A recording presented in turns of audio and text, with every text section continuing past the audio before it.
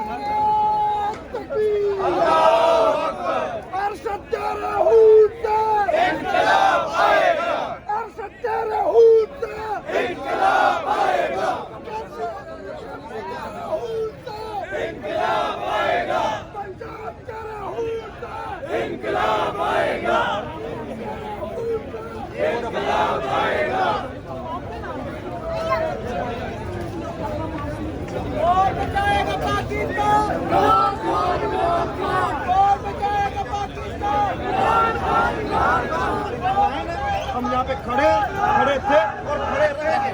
हमने मार कर आगे और ये जगह खान इतना सस्ता नहीं है, खान हम नहीं देंगे। हम यहाँ पे खड़े रहेंगे।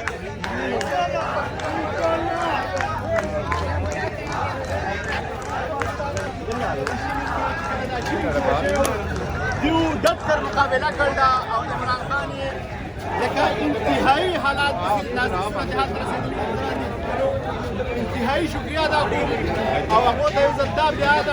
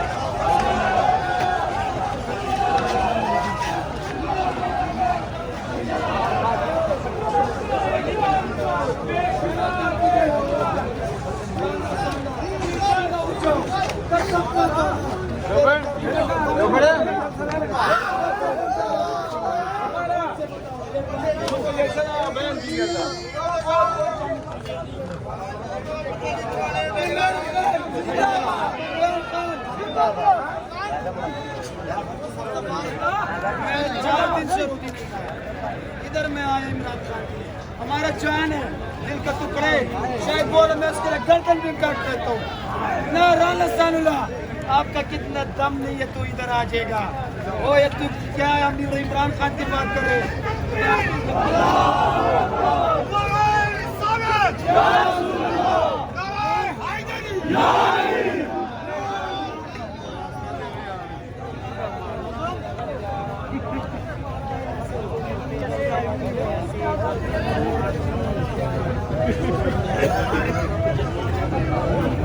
Nasser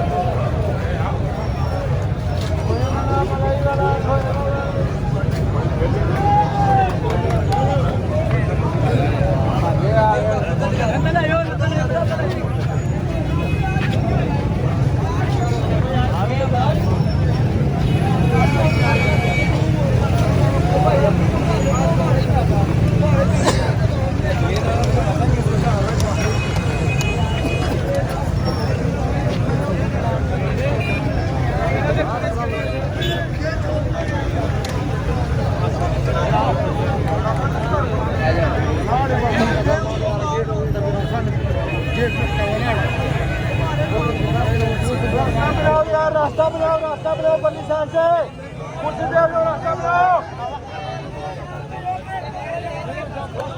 अपनी नहीं आ रही, अपनी नहीं आ रही।